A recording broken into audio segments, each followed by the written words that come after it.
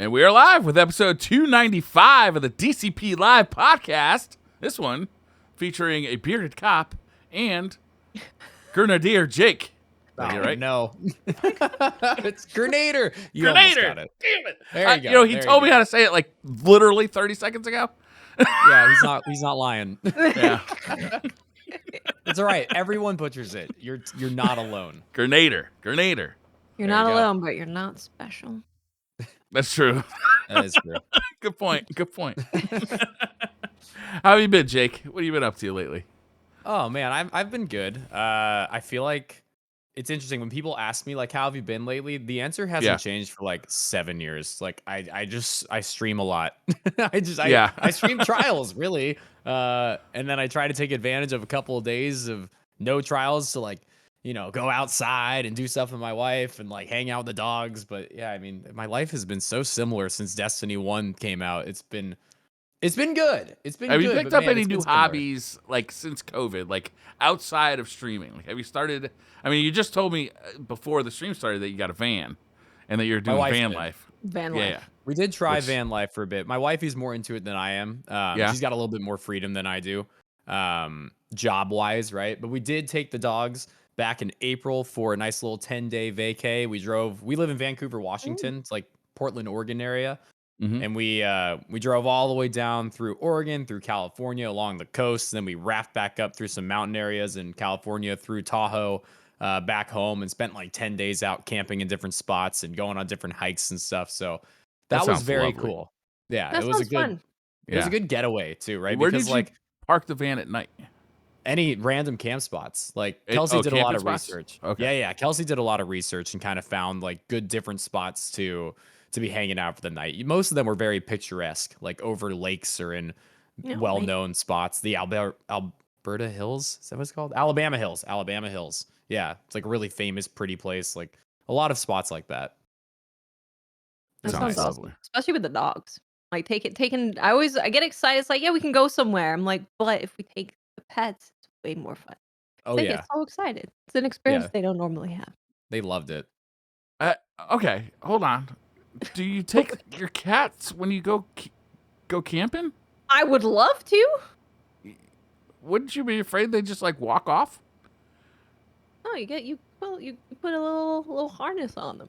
And you go for a walk. Okay. There's a bunch of people who have like YouTube channels or TikToks or whatever where that's what they do. They travel with their cats. I have seen this. I've seen van lifers who have cats, and I'm always like, how does the cat like know when to come back? Like you're ready to leave, and like, oh shit, I can't find the cat.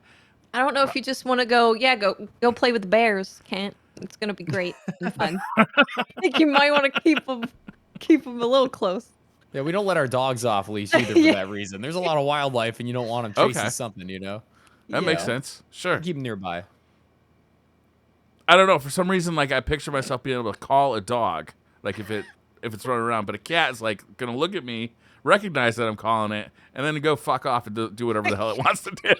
That's what cats do. Cats very well. We have a cat also, and the only way we can make our cat do anything we want is the top of his treat jar is like it's metal, and there's this little thing that dings when you open it. So he's now learned that sound is like the oh hell yeah sound. Like no matter what he's doing, he's like, I'm going there. So if he gets out and he's not supposed to be out, we just pick up the top of the lid and just ding ding ding ding, and he's like, oh hell yeah, and just run straight back in. So Yeah, that's good. good. Food wins. We love everything. Yeah, we just bring that with us. So that's your wife's hobby then. What have you picked up since COVID? There's a lot more time, it feels like, during COVID. Have you picked up any like side activities? Been watching more movies? This is gonna sound funny, but since COVID, I've actually had less time to do everything because and this is crazy, and I think it's part of what led to my growth. There was a lot of little things that I think happened in March of 2020, but COVID happened. And the exact same week that all the lockdowns began, Trials of Osiris came back to Destiny 2. So my grind hours kind of picked back up at the exact moment we got stuck in lockdown, which realistically was really good timing if you think of it like that. But it also means that I didn't really have and haven't really had more time. I've actually had less time because I've been committing more hours to the stream grind. One hobby that I have certainly picked back up, it's not a new one, but I've always been a poker player. I love poker. Me too. Learned Oh heck yeah, dude. We can talk about that for a little bit then probably. But I'm like, my dude, I love finding topics like that. I watched the World Series of Poker with my dad back in like the Chris Moneymaker era, like 2001, Yeah. 2002, It 2003 was all area. over TV back then. Right. And I Yeah. was in like fifth, sixth grade and was just watching it on the couch with him. And back then there were these websites that you maybe have heard of, like called Full Tilt Poker and stuff Sure. like that. Mhm. So I was playing like Play Money because I was a kid, but I was playing these Play Money games while watching the World Series of Poker. My dad was kind of talking me through, like, if I had a question, why did he do that, or what does that mean? So I basically learned the game watching and playing on my laptop at the same time, and have loved it ever since. But once I started streaming, I kind of fell out of that hobby a little bit, and just haven't really had the time or the interest, I guess. But I found a poker room about a year ago that is really good, and it's about 20 minutes south of me, and I've been going like twice a month on average, which just feels good to Nice. be going down there and getting like 6 or 7 hour poker sessions in and just feeling like that's a part of my life again. So maybe that's the hobby that I've picked back up in the last year or two. I haven't been a poker room since probably you're talking like, I would say last time I was there was probably 2010. So I haven't actually like played like, yeah. Been a while. But I'm wondering because the time you're talking about when like all of that stuff was all over TV, poker was the easiest way to make money that I've ever seen in my life because all you had to do was like read a book about how to play poker, Right. and not just go all in every time you thought you had cards, right? And like if you went to a casino, we had casinos here in Connecticut, and if you went to a casino on like a Friday or Saturday night, all the drunk kids would come in who had been watching like Chris Moneymaker and all the Daniel Negreanu on TV, just pushing their chips in all the time. That's all they show on those TV shows is you're just pushing your chips in all the time, and like you just sit there and you just wait to like catch somebody, and then it was good times. Yeah, I wasn't old enough to be doing it at that time, but I experienced it a little bit online with some money making as well. My dad helped me out and deposited a little bit of money into my account, maybe when he shouldn't have, and allowed me the opportunity to take advantage of that too. Yeah, it's tougher now. It's definitely tougher now. Yeah, there's I bet. a lot. Yeah. There's just a lot more knowledge of the game, and I feel like almost any game, like you could bring the same conversation to Destiny in the sense that like 100%. when a game exists for a really long time, it kind of weeds out the amateurs that aren't that so interested, and it just leaves the very serious, more professional type individuals. Yeah. So there's a lot of better players now, for sure. It happens with everything. It's like, something like League of Legends, right? Where there's so much going on at any time. Before, back in the day, it was like, if you could just do this one thing pretty well, you could climb ranked a lot. But now it's like you have to know so much about the game to get to the same spot. I feel like it's like that with everything, especially with the internet, right? You have so many guides, so many people you can watch, so much many easier to things you learn can anything learn. now. Yeah. Yeah. Yeah, for It's sure. a Remember, lot harder to be good. Call of Duty every year, you'd get the game when it came out in like, I can't remember, was it October that it would come out every year? And then you'd have like 2 or 3 months to get good at the game, and then an influx of Christmas noobs would just drop on you like manna from heaven. It was like just free kills constantly around every corner. And like the best games you'd ever have would be right around Christmas. It was the best. Yep. God damn, I miss Christmas. We don't really have We're Christmas almost there. noobs in Destiny. That's not a thing. Then skill-based matchmaking came into COD. You couldn't do that anymore. Oof. It's gone. You can't say those words around me. It just makes me ugh. Not a fan. Skill-based Not a fan of matchmaking. skill based. Ew, dude. Oh god, we can't get into that. Can we not talk about that today? All right. Okay. All right, cool. Let's talk about controllers, Jake. How dare you? Oh man, there's so many things that we could talk about that would just piss so many people off. I love it. Anytime I get the question in chat, it's like, "Are you using controller?" I'm like, "Why? Right? Are you trying to be mean to me?" That's No, I'm always using how an I feel, arcade too. stick. There's Yeah. just so much that people really don't want you using controller. There's a lot of keyboard and mouse dudes who, if you're not using that too, it's like, no, You're no, banned. no. Yeah. I think that's kind of hilarious. I also think it's kind of it's a testament to how well Bungie tuned their controller inputs in this game, right? I mean, the story was from the beginning of time that PC players would just crush console players because the keyboard and mouse is so far superior. And now you flash forward to 2022, and you got people on keyboard and mouse complaining that there's controller players. Yeah, It's kind of funny, honestly. I think that they've done a good job of balancing it. And as you were kind of alluding to, it's like all the people who've been used to absolutely dominating with mouse and keyboard their whole life now don't have a massive advantage over controllers. And it's like this weird shift for them. And I think that's what causes so much frustration. It is, in my opinion, balanced. I use both. I'm good at both. I understand how much bullet magnetism there is on mouse and keyboard in Destiny. There's a lot. And I also understand how much aim assist there is in controller in Destiny, and there's a lot of that too. Both things have a lot, and they feel very balanced to me. But because it's balanced and MNK players have been used to an imbalance for so long, now it feels a little unfair to them. It's like, why is this person holding a controller and playing as well as me when I'm so used to playing better than those players? Yeah. Well, I wanted to talk about Trials because it's been an interesting time for Trials, and people have been talking about it a lot because the first week of this season, matchmaking was broken. And it was kind of just like the Wild West, right? There was no matching based on wins, there was no flawless pool, and it was kind of just like you get what you get. And then they fixed it for this most recent week. So I wanted to know, how do you feel about where we're at with matchmaking and Trials? Ooh, it's this is such an interesting topic Good. because it never ends in my stream. People always are wanting to discuss it, and like it's just the never ending conversation. But it's an important conversation. It's one that you can see from so many different angles. Um, to try to summarize a very large topic and make it more quick, I'm sure we'll dive into it in more depth, but I could talk for 45 minutes right now about this. I'd Go rather for like it. There's No, no that's one perfect. else That's about here. the We amount got of no time we got. cops. We got no daddies. Well, Briar's a dad, but I he's don't not have in all the it. bullet points in front of me. I'll lose where I am and get all confused, but I'm sure we'll hit all the points throughout the conversation. I feel like the matchmaking system currently is very outdated. And here's the best way I think maybe of making this point clear. Um, we have win-based matchmaking in Trials. We also have the flawless pool in Trials. Win-based matchmaking, if you have 6 wins on your card, you'll likely match somebody with 6 wins on your card. The flawless pool separates the players who've been flawless for that given weekend and puts them in a different pool of their own for the second half of the Trials weekend, and they're only going to match each other. Now, all right, follow along. We're going to go into like a minute or two story time here. So, Destiny 1, Should have brought the popcorn. first year, what'd you say? I should have brought popcorn. Yeah. Oh, yeah. It's a good story, too. You're going to wish you had it. So, Destiny 1, year 1, we were given Trials of Osiris. And the first 6 months we had it, because we only had it for half the year, right? The first 6 months we had it, it was the Wild West. There was no win-based matching or anything like that.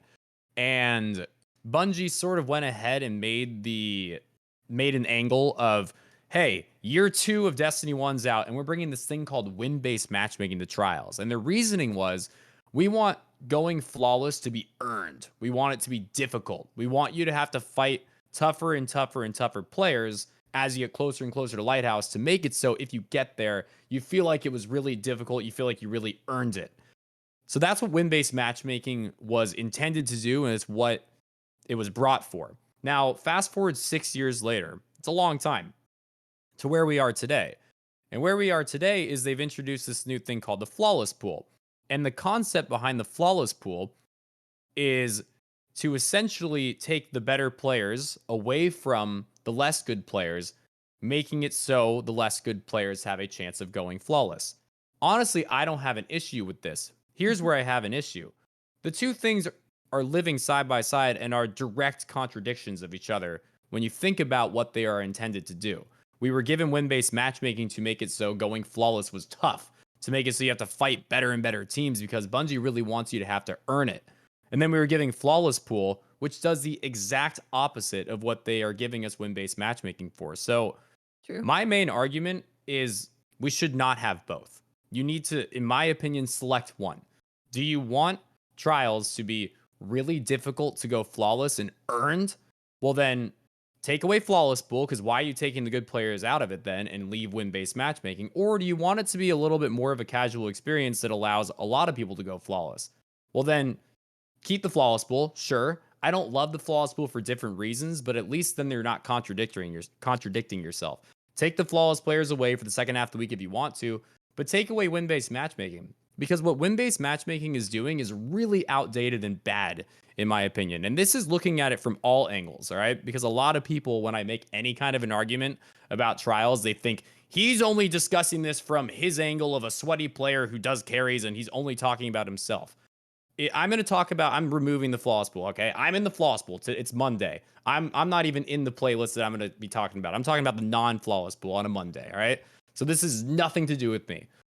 On a non-flawless pool, Monday, people are doing their absolute best to go flawless. And you've got less than average players and average players that are doing everything they can to make it there. What win-based matchmaking is doing is a lot of negative things. One, it's making the queues longer because you're basically separating almost 7 different pools of 0 win, 1 win, 2 win. Like these are all their own matchmaking pools now that you're going to be having longer queues and worse connections while your 3-win card needs to find another team with 3 wins in the non-flawless pool that is near you so your connection's okay. So it makes the queuing longer, the connection's worse. But what it also is doing is it is making the experience for those trying to get flawless so much more difficult and so unnecessarily. We've got this beautiful new thing in trials that was brought out about 7 months ago where it doesn't even really require you to win games in order to get all this loot. All you've got to do is hold a card and win rounds here and there. And when you eventually get to 20 round wins, you're going to be gaining the maximum XP for simply winning rounds. Even if you lose 5-1, if you have a 20 round win card, you're going to get a bunch of XP. Yeah. So what is happening is they've made it so what you want to do is hold a card basically the whole weekend so you can get maximum XP per round win. But then naturally you're going to accrue wins here and there, and you're going to end up at the back end of this card where you're at 4, 5, 6, 7 wins. And now because of win-based matchmaking, all you're trying to do is get XP. You're fighting teams that are trying for flawless. And you're having this really difficult time of facing over and over and over better teams and better teams and better teams unnecessarily. I think win-based matchmaking is incredibly outdated, and I don't think Bungie's ever really mentioned anything that makes it seem like they've looked into it. I think it does so many bad things for the game, and I don't see why it still exists. Yeah, I agree. I think it's one of those things in Destiny where they're always trying to innovate and add more stuff and change some stuff. And I feel like sometimes it doesn't all get changed at the same time for what they're trying to do. So I agree. I think that a lot of the changes we've seen have been like we want to make trials more approachable, we want to get more people in there, we want the population to be bigger, we want more people to be able to get loot and go in there because they're like, I can get something from this. But then there's still some stuff that exists that's making it not align with that thought. Yeah. Because I think Trials is great when there's a lot of people playing it. So I think any decision that makes more people hop in to play it and stay in the Trials matchmaking is going to be the right decision. And there's probably some stuff that's sticking around that doesn't need to stick around. And I feel like they just haven't looked at it. It makes sense though, because the people who developed it aren't the same people who are working on it now, right? Those people left several years ago now. Yeah, that totally makes sense. I genuinely don't know if they've even considered the idea of win-based matchmaking no longer existing. I don't think that they've quite seen the direct contradiction that flawless pool and win-based matchmaking have, because they really are opposites. And when they've explained why both exist, they're quite literally the exact opposite of each other, yet they both coexist. So I just don't think that they've really even considered to look into that. And maybe if somebody at Bungie is listening to this podcast or this live stream, like maybe that will sort of spark something for them. It's like, oh crap, we haven't really considered how this makes no sense at this point. Hi, kitty. Bella's yeah. She's moving things a little bit. So if you could redesign it from scratch, would you keep it like connection-based matchmaking only and then keep the flawless pool? Or would you do it with the flawless pool and just make it like year 1 Destiny 1? I personally would make it like year 1 Destiny 1, but I feel like that's a little bit far-fetched considering all the different ways that they've been trying to integrate different systems and whatnot. And as soon as they gave us flawless pool, what they did is made it so now a gigantic portion of the community will be unhappy if it's ever removed. They've sort of put a line in the sand showing us that this is a possibility and showing us that this is a concept that can exist. And now everybody who likes flawless pool and thinks it's necessary will basically just be like on a permanent I will never touch Destiny mindset, or I'll never touch Trials, I Yeah. should say, mindset, if they were to ever take it away. So as much as I don't like it for a lot of reasons, I think it gives like 6 negatives and 1 benefit. And that 1 benefit's great. It allows players who maybe aren't normally able to go flawless a better chance of going flawless. That's a great benefit, but there's so many negatives that go alongside that I don't think people are willing to really look at. That I don't think it makes sense to have, but I don't think they'll ever take it away. So at this point, I would love it all to go away, but I just want win-based matchmaking to go away because of all the reasons I already described. But win-based matchmaking, Trials is in a beautiful place right now because of how accessible it is. Accessibility was never a thing that Trials really had because you had to get to like wins 3, 5, and 7. You had to find teams of 3. If you lost 3 games, you had to delete your card and made it really tough for teams that were less than average. But now it's all about rounds. You don't have to go flawless. You never have to reset your card. You could literally lose 60 straight games, but if you've collected round wins throughout those, then you're at the maximum XP you can get. They've allowed you to solo and duo queue, which although you're at a disadvantage by doing so, you still are able to play the game. You have access to it. Accessibility, like I'm saying, didn't used to really exist in Trials and now does. So we've got the most accessible Trials we've ever had, but they're making it so those who are getting closer to this randomly, like, oh my God, we might actually get flawless, are just going to face tougher and tougher and tougher teams.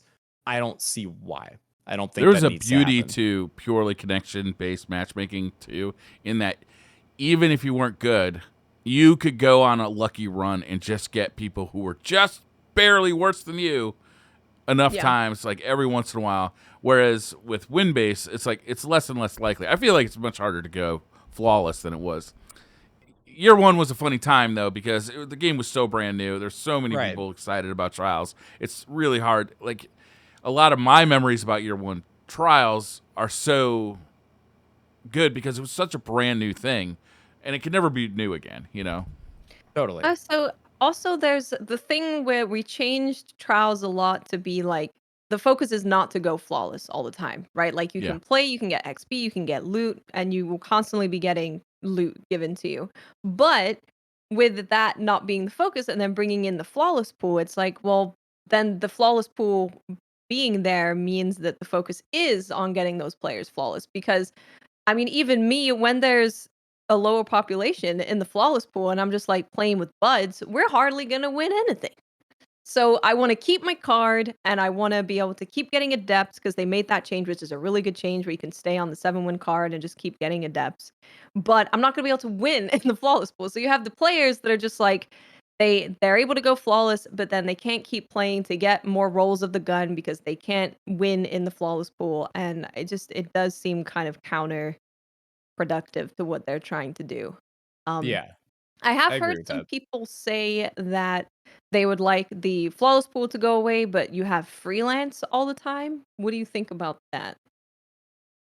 It's interesting. One of the negatives to flawless pool is that it produces multiple pools, right? Yeah. A playlist thrives when it's got a lot of players. It's just like we were talking about the Christmas noobs. Like the more Yeah. players that are playing a game, the better the game feels to the people playing it. It's just better. Everyone enjoys it more. The matches are quicker, the connections are better.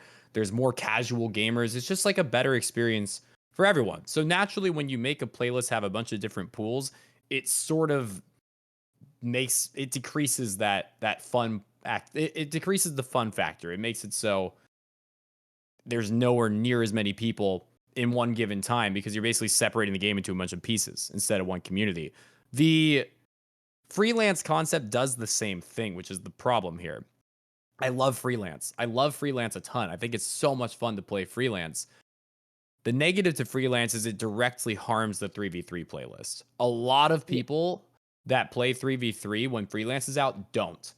And they go to the freelance playlist. And for somebody who does carries Friday, Saturday, Sunday, Monday, like I'm in these pools all the time, I notice on the freelance weeks just how much worse the 3v3 playlist is, because I'm stuck in there. I'm staying in there doing carries, and I'm noticing like how much longer it takes for me to find a connection, how much easier it is for stream sniping teams that really just want to match the streamer and get attention from the streamer. It's so much easier for them to match against us because there's so many less people actually in it. So I almost think a better way to do freelance and to do flawless pool and to do 3v3 trials, to combine kind of all of it, would be to do 3v3 trials on Friday and Saturday.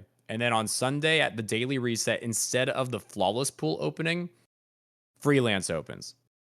We no longer have the separation of flawless pool and non-flawless pool.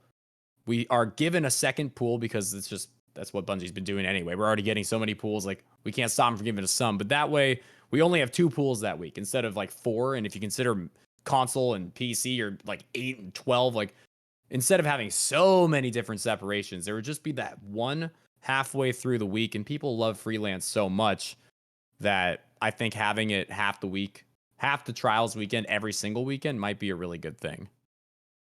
Yeah, I think I would prefer that over the flawless pool because, like I said, I think people would prefer to just go in freelance more than anything, rather than just, waiting until the flawless pool is there and then going and trying to match with other people and not play 3 stacks the whole time. I think ultimately the best thing would be that they can figure out the matchmaking and match solos versus solos and groups versus groups. But who knows how long that's gonna take? Yeah. It's not gonna be an easy thing for them to do. So yeah, I'd be down with that. I think it makes more sense than what we currently have. Yeah. I I don't necessarily know how to get that idea to them, and they get like, the problem is with Bungie, and I feel for them on this. They get so many ideas from Yeah. so many people, and Yeah. the people giving these ideas are so confident that their ideas are the right ones they need to be listened to, and it's just not possible. Like, I love this idea, but who am I to throw one at them when they already get 10,000 other ones? Like, why does my idea deserve more worth and more time from them? So I have no idea who's making the decisions for them about this matchmaking stuff. I don't know how many are on the team making that decision, but I'm hopeful that at least with the discussions being so prevalent due to the first week of the season not having any different based matchmaking, the conversation is so prevalent. I'm hopeful that they're at least discussing it and trying to think of different options. Yeah. Hope so. I tried to ask as many people as possible how they felt about the first week because I don't just want to come from my experience because I really liked it. It was great. I could kind of play with whoever and we could get loot, we could level up, and it was awesome. But I wanted to get as many opinions as possible, and it seemed really mixed on whether they preferred having like win-based matchmaking and flawless pool, whether it was easier for them or not. It was kind of hard to gauge. Yeah, the counter that I've seen to the win-based matchmaking conversation is a lot of people who want win-based matchmaking to stay say, "Well, I hate playing stacked teams on my first game. It's so stupid. Like that shouldn't happen." But with win-based matchmaking, you're going to get that sometimes anyway, because in Yeah. order for a team to get to the flawless game, they have to play a game 1. So you might match them anyway on game 1. And realistically, the flip side to that is on game 1, neither team really has anything to lose. So although it's not fun to play a really good group of players when you know you're so much worse, if there's nothing to lose, it doesn't matter that much. And the flip side is if you ever do manage to, in a world with no win-based matchmaking, get close to a flawless game, now you're not guaranteed to play those players. With the win-based True. matchmaking intact, you basically are guaranteed to play teams like that as you get closer to an eventual flawless. So that's sort of my counter argument to that is like, sure, it's not fun playing a super better team than you on game 1, but A, that can happen anyway. And B, you're going to love it when you actually have games where there is something to lose that you're not guaranteed to play those teams anymore. True. And I'd rather play them on game 1 and reset than game 7 and have Yep, to. me too. Yeah. It's definitely an interesting conversation, and I do not, I wouldn't wanna be Bungie. Matchmaking trying to figure out matchmaking sucks Bungie because loses no matter what. yeah, Just there's no solution where everyone's happy. Well, And realistically, I think so many people are stubborn in their views and have a hard time looking at other angles. So they think the way they think. And if it's not that way, they're going to be upset. I do feel that the general consensus is that Trials is better than it was before they started making the changes to it, right? It's like it has improved greatly over the last year. Absolutely. When they introduced the ability for solos and duos to play, when they took away the need to reset a card after 3 losses, and when they made it so loot was based off of round wins rather than actual game wins, the playlisting improved dramatically. Yes. Which is great. But I still Yeah. think there's room to go. Yeah. There's always room, right? Oh yeah. Yeah, I mean, in an ideal world, I would like them to be able to match solos versus solos. So you can all queue into the exact same thing, but they'll try their best to match if you're a solo player against other solo players. And I would also love input-based matchmaking to be an option to like just widen the amount of people that you can match, because I think there will always be this thing, especially for console players, where it's like, oh, I'm playing against a PC player, I have no chance whatsoever. I think there is that view from a lot of console players, which is unfortunate. I'm probably the same way with PC players now. They're like, oh, it's a console player, they got a controller, I have no chance. So having input-based matchmaking would mean that, like, if you're using a controller, you could match with whoever. I don't know how it works with, like, if you're using a controller and you're playing people on M and K, maybe it just does whatever. But Yeah. it would make the pool larger. Would you see it working as like for controllers specifically? Because MNK, you would at least hope it's all PC players. I don't want to get into that conversation with like Cronus Maxes and well, whatever. But Yeah. would you imagine that, let's say there's a team of 3 on Xbox with controller and a team of 3 on PC with controller, that they would be able to match? Or would the like console to PC matchmaking still restrict that? I would hope that they could still match. I Okay. know there might be the problem with like, oh, well, this is 30 FPS and this is, so maybe it's like new gen consoles. Eventually it won't be a problem too much when people can get the new consoles. But yeah, maybe if it was to come out tomorrow, it would be the current gen new consoles using controllers can match controller PC players. So and I Yeah. feel like it's just, it's just people essentially playing the same game with the same input. Yeah, as long as they could match each other, then I like the idea, because then you're not making it so there's more pools in that sense. If you were Yeah. to make it so only PC can still only match PC and only Xbox can PlayStation, Xbox, and whatnot, then you're opening an entire new pool by adding input matchmaking into it too. But if it Oh yeah, sort you of wouldn't want to takes do that. away the cross-platform issues, then I could totally see it working and it stays the Yeah. same number of pools. Yeah, hopefully the idea would be that you could just match anyone that's just using the same input no matter what they're on, which would hopefully make less pools and a larger population rather than splitting it more. Yeah, I don't know how it would make it larger unless there's just dramatically more for a specific input, which then would naturally make the opposite input have a smaller Might pool. make it yeah, might make the Yeah. The M&K mouse and one kinda keyboard suck. people. Yeah. Yeah, the mouse and Well, keyboard pool would be tiny maybe, right? we are Yeah. getting to the point where consoles now are allowing you to plug in just a mouse and keyboard to be able to play however you want. We are kinda getting to that point where it's all crossplay and you can plug in whatever you want. So maybe it's something that could happen later. Yeah. That is true. The PS5 and the Xbox both support mouse and keyboard. Yeah, I think it's just like an individual game thing now of whether Yeah. they support it. Yeah, I don't know how much development time you'd really want to put into supporting a mouse and keyboard, like on a console too. It's like how many people have that setup where you have a table? I mean, honestly, I would love for everyone just to be able to match anyone in Crucible because I play on PC. I use a controller. It's of course there's players that are just going to be better, but if they were using a controller, they would just be better anyway. So it's like I really feel like Destiny does do an incredible job of balancing the inputs, and it doesn't ever really feel unfair for either side, I like no agree matter with what I'm that. using.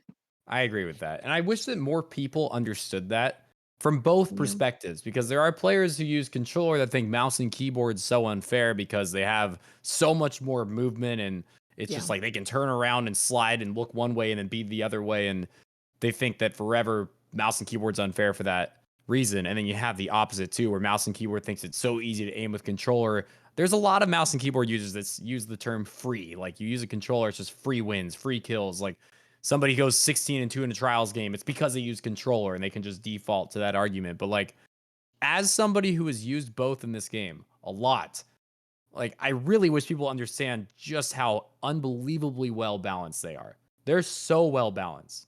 I can They use really are. the same weapons, like a thorn and the shotgun on controller, and feel equally strong as I do when I use those same weapons on mouse and keyboard. It's tough because people want to have things to blame. They lose a game and they're frustrated and they want to figure out what that thing is that led to that loss. And it's easy to be like, they were on the other input. That input's unfair. It's way better than mine. Screw that person. It's so easy to do that. Everybody wants that thing to default to. But like, I want everyone hearing this to believe this, and not just because I use controller more often than I use mouse and keyboard. Like, they're both so good. Mouse and keyboard controller, or mouse and keyboard Destiny, is sticky. The bullet magnetism is severe. I suck at aiming with mouse and keyboard sometimes, and I am really good at aiming with mouse and keyboard in Destiny. It is a sticky input for mouse and keyboard where you already have such control of your aim. And yes, with controller, it's also like that. I hit headshots I know I didn't deserve with a controller, but they're just both like that. There are pros and cons to both of them. They're both so good, and I just wish people would like use what you want to use. You're making that decision because you think it's best for you. So let the other people who are making the decision to use what they want to use, let them make it. Stop blaming your losses on what they decided to use. Just play with what you want to play with. Let other people play with what they want to play with. Why is this such a hot topic for so many people? It is interesting. I'm always like, it really just doesn't even matter. But I think it comes down to the thing where in a PvP game, people want to blame everything that's not themselves. And if you start to look at yourself and it's like, okay, well, what could I have done better? You will see that you improve. But if you're just blaming this and that and this other thing, it's you're not gonna get better. So it happens in every game. Every competitive game, people don't want to take uh they don't want to take control of what they can do. It's just this person was using this and that's cheap and it's silly and I can't beat that. Yeah, even if we're not talking about mouse and keyboard and controller, like, let's pretend in a world that everybody actually thinks they're perfectly balanced. You're going to have the conversation about the weapons that people are choosing and the armor Yeah. builds that people are choosing. So the conversation Yeah. would just shift from one thing to the next. There's just no way of getting out of that. But I definitely think it's important for people to realize how good both inputs are and stop freaking blaming the other input for their losses. Yeah. No, it's like if sniping on controller was free, I'd be able to hit more shots, man. Sniping for free. That's what I say. I'm like, people think I'm like a really good player and I'm using controller. So if you combine the two things, I should never miss, right? And I'm like, do you see how many shots I've missed this game? Like, I'm missing 80% of my snipes. It's not that easy. Yeah. It's Le Monarch's fault. Ugh. Yeah. And that we can blame. Yeah. I hate that weapon. Screw Screw those people. Yeah. Fuck them guys. Those ones that hot swap between hand cannons and bows. I hate those people. Can't beat them. Yeah, I don't like playing against the Monarch. It's basically like I can't peek anything because if I do, I'm gonna get shot with the Monarch, and then I'm either out of the game for a super long time, or their teammate will just plink me at the exact same time. It's just or they've got the hand cannon dexterity on their gauntlets, so they just like immediately have swapped to their snapshot other hand cannon and have shot you by the time the bow even gets to you, and you're just deleted. Oh man. Yeah. There's a lot of things in Destiny that are like that, though. Go for it, Briar. What was the worst meta we've ever had in Destiny for PvP? Worst. Yeah. What's the worst one we've ever had?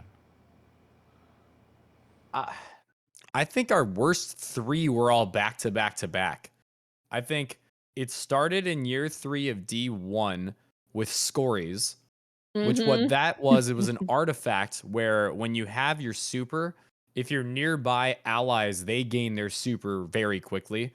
And what that led to in PvP was everybody just basically, you had one person with max intellect on your team, and everybody would just like, they'd get their super and then they'd all hide in a corner and just farm out their supers together. And it was awful because it would be like round 2 or 3 of trials, and you'd be like, I don't have anyone on radar. And you're like, oh, they're probably hiding in the corner with Scories. Like, cool. And if you get near them, then the guy pops it. And it's like, okay. It was a disaster because you saw it was always like Stormcaller Warlocks a lot of the time. And they would go all the way in the back, and you're like, guys, they're using Scories. And then you just have this countdown timer of this bomb that's gonna go off, and you have to push them. But like they're just sitting there waiting for you to come. They just throw a grenade at you, and then they get their super so fast.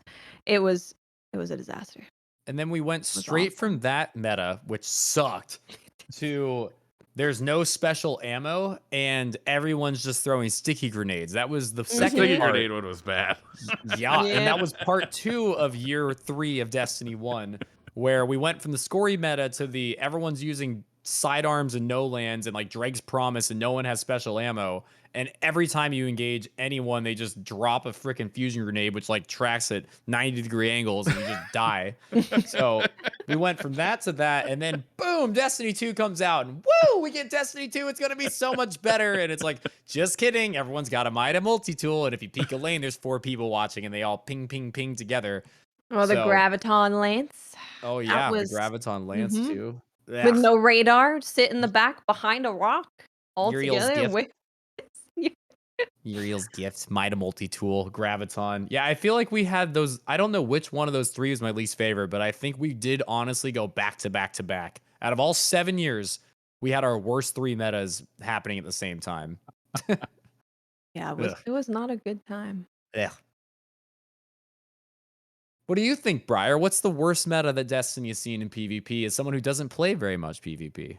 I think it was that sticky grenade meta. It was just so fucking annoying.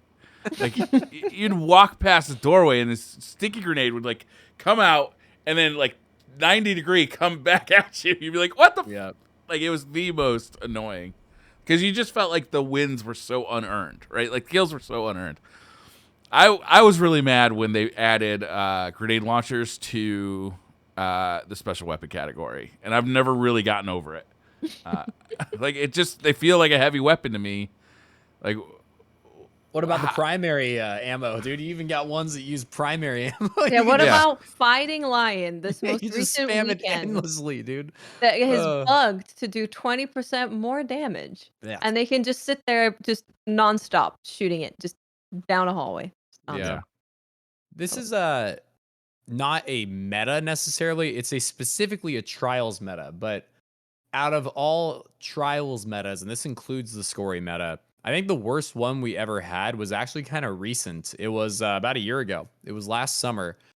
Last summer, I played a lot of trials, and there weren't very many people playing a lot of trials at that time because of exactly what I'm about to describe. But the meta back then was to 3-peak and use Chaos Reach Geomags, which was a super you could get legitimately about 3 or 4 times per trials game if you played 2-minute rounds.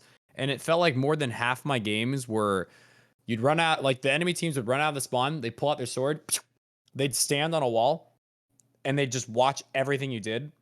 And they would be getting a super every round because Geomags were this thing, and they still exist, obviously, but when they were at their most broken element, you could start sprinting into a wall when you got to about 70% of your super and charge your final 30%. And then you could pop out, use your super, and cut it and keep like 40%.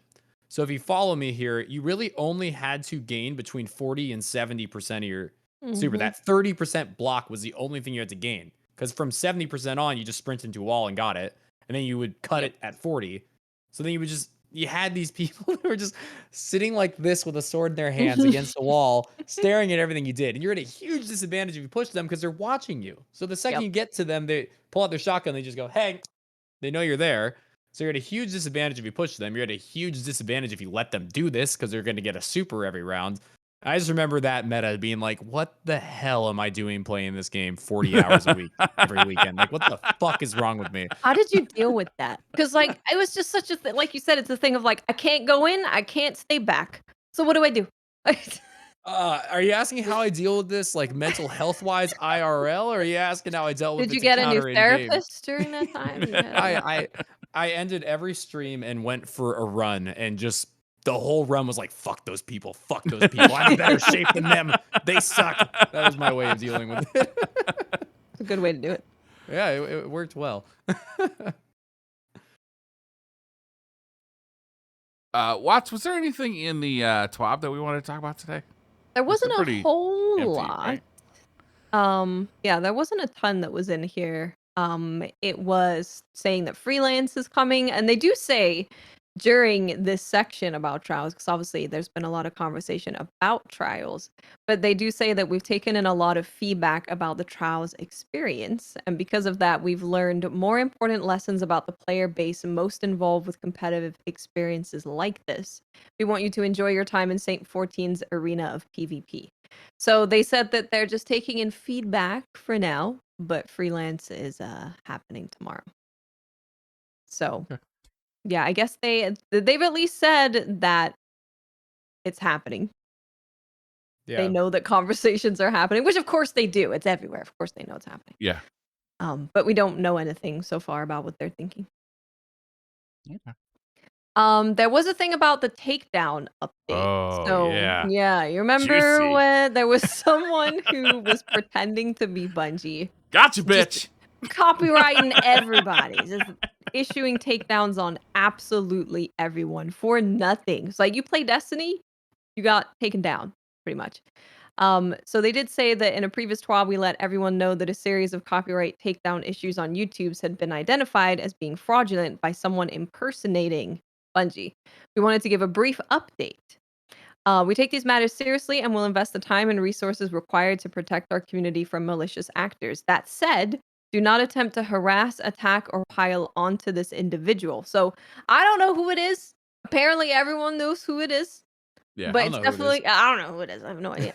But apparently people do know. And they clearly there's been some harassment and stuff like that. Otherwise, they wouldn't feel the need to say that. Definitely, you don't need to harass people. Like they're facing Bungie lawyers. Yeah. That's it's good enough. Life's about to get real Um, bad. When you got lawyers in your life, it's no good. It's bad news. you don't want corporate lawyers on your ass for anything. No, you don't.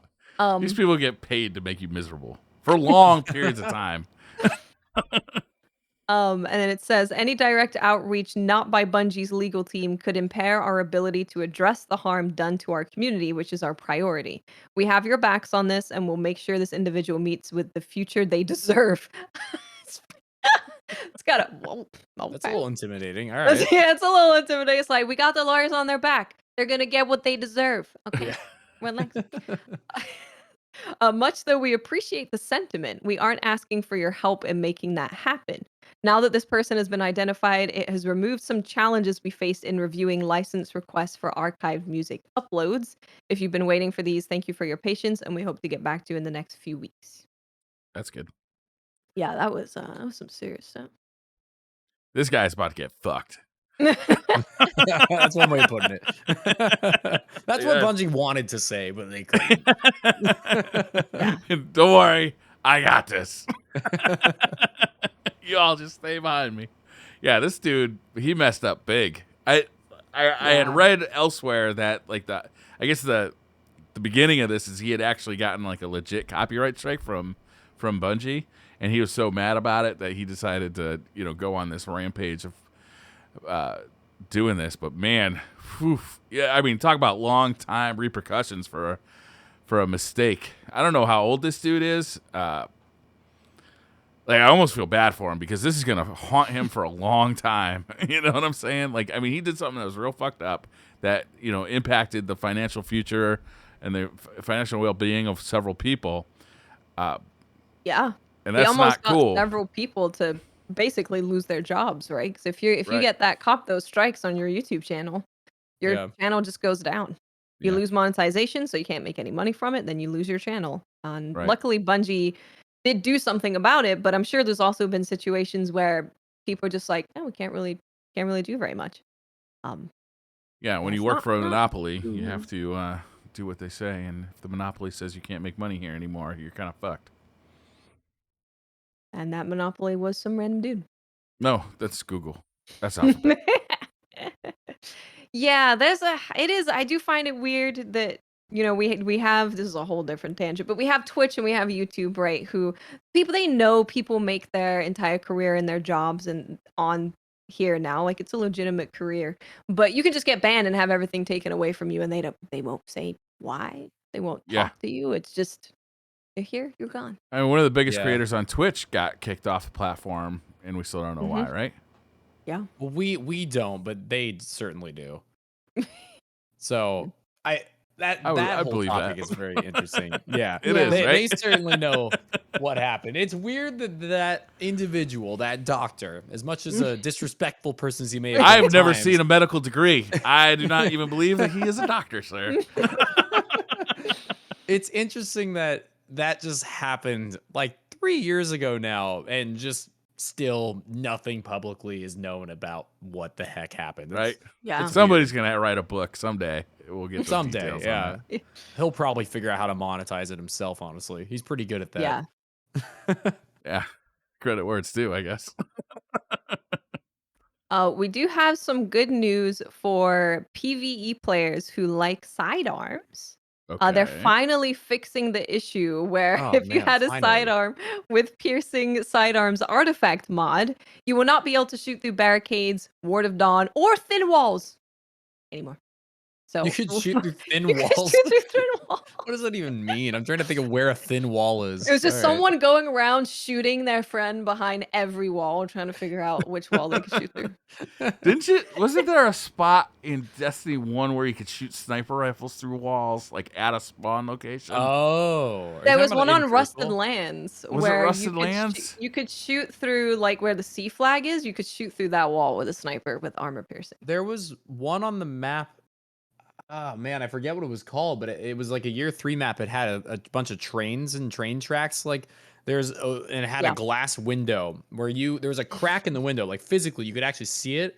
And if you lined up your reticle perfectly in there, this was a fun thing to try to do in trials when you'd have those standoffs of like one person on this side of the wall, the other team on the other side of the wall. You can line up the reticle perfectly through this little crack in the window and snipe people through it. Last exit. Yep, last exit. Last George from exit. chat That's got right. it. Last exit. Yep. That You was a ever have fun a one. map that just gives you problems? That was one of those maps for me. Like I just could never get any kind of flow going on that map. I feel like That was a map I most hated maps. with sticky nades because there were so Mm. many corridors that they could Mm. just throw it into the corridor and then hit you because of the magnetism. They didn't have to aim it at all. It was such a tiny area. That was anomaly for me with those warlocks with Mm, 2 of those things. You couldn't yeah. challenge any lanes in anomaly without just like, here's a little straight line sticky. Good luck getting out of the way of this. Oh man. They also so this is gonna make some people sad, but I do get it. But they fixed an issue where the Crucible Vermilion shader was causing unintended photosensitivity issues. So many people were like, if you put that shader on, it like makes it blink, and it does. It makes like Really? if you're wearing Calibans, the hunter exotic, Oh or you wow. have anything that just has a glow on it, it would just flash constantly. Oh. How cool. So they fixed that. It looked really cool though.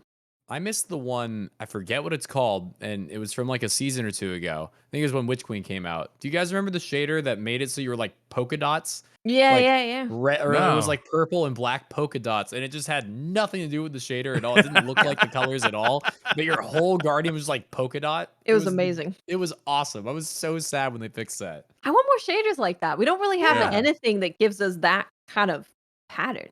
We have Like some Yeah. stuff that changes the pattern a little bit, but nothing like that. we have all these shaders and they're only colors. Why not add polka dots and stripes and different things like that? Like we have a Yeah. whole realm we haven't touched on there. It would be good.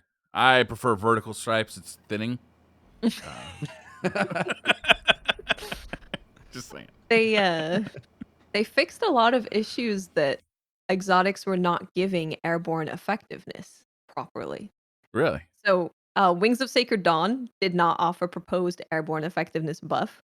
Peregrine Greaves didn't, and Peacekeepers didn't. So those 3 are being fixed to give airborne effectiveness. That's not. I was hoping for like, oh, this is gonna fix our whole issue with airborne. No, that's probably not gonna do it. There's probably a couple issues going on. If like there's multiple exotics that are supposed to give you the buff, like who knows Yeah. what else isn't working, right? Yeah. How It's big all a buff are they broken. supposed to give you? Like 10? I think more than that.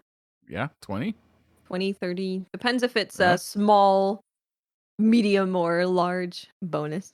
I'm not gonna lie, I completely gave up on trying to understand any of that until they actually give us something in the game that Yeah. tells us what's happening. It's just like an imaginary stat for now. You have to try to remember Yeah. all the different concepts. It's like, I don't know if I care enough about this right now. I'll just wait till they add it. You know what would be Have you nice is felt when I can go the on dim and just organize by airborne efficiency or airborne Well, stat. that's we're gonna get the airborne effectiveness, efficiency, whatever, in game for weapons. But we're not Right. gonna have anything that tells us what our altogether number is Yeah, ever. there needs to be Really? a number like right next to your guardian in the middle. I Yeah. think TV mentioned that last week. I'm like, I'm kind of Yeah. surprised that that's not a thing already. Like, we got to ask for that? That seems like an obvious one, right? I think the Yeah. only thing they have is like it gives a small boost to aerial effectiveness. And I think the only thing that they could do if they can't put the exact number of what you're getting is they could tell us what small, medium, and large means. So I could at least Yeah. look and go, small means it's somewhere between 10 and 20. It's not great, but it's better than Yeah. knowing literally nothing. Well, hopefully one of the third parties can fix that for us, Dim or somebody. Just having a number of everything together would be nice. Yeah. Yeah. There was some known issues. The pattern for crafting Nezarec's Whisper cannot be untracked. Apparently. Defeating targets while radiant with the knock 'em down is not refunding melee energy when used with Calibans. So Calibans are supposed to be better than they are. Mm. And they're really fun. I've been really enjoying Calibans. Have you been using it in PvP? I have.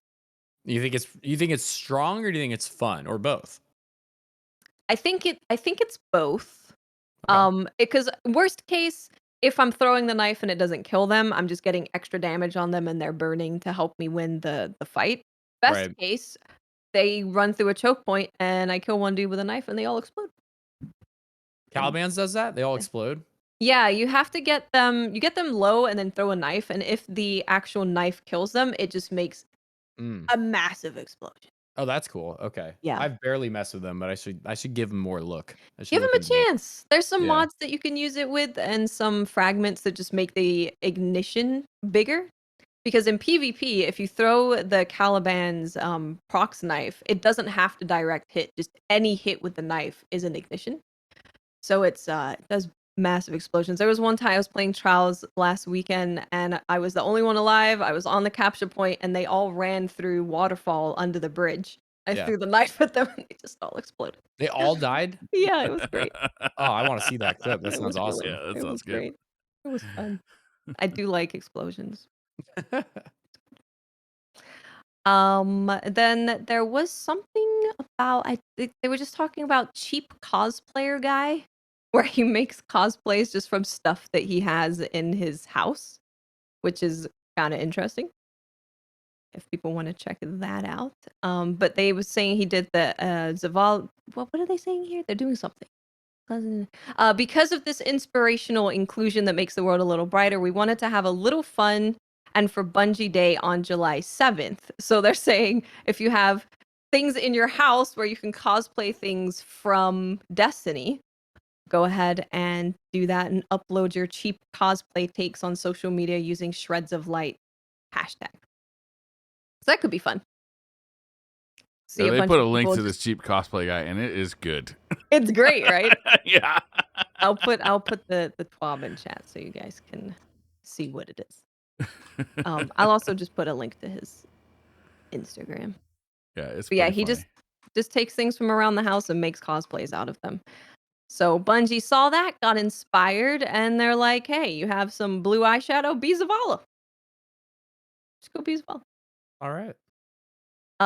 So to participate, you get a chance at being featured in the Bungie Day TWAB.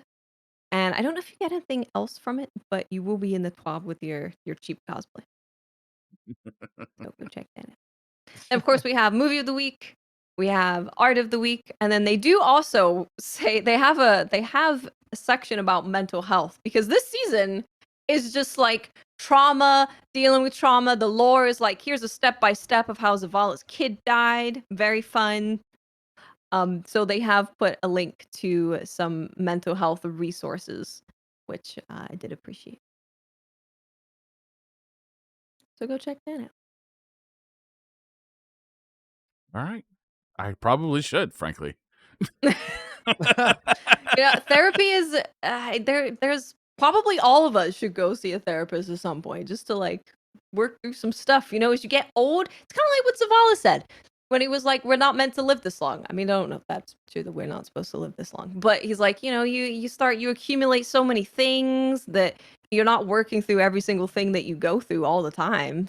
So it's probably good to check in and get a tune-up every now and then. Tune up, a mental tune up. I like it. Yeah, a little bit of a mental tune-up. Yeah, I like that.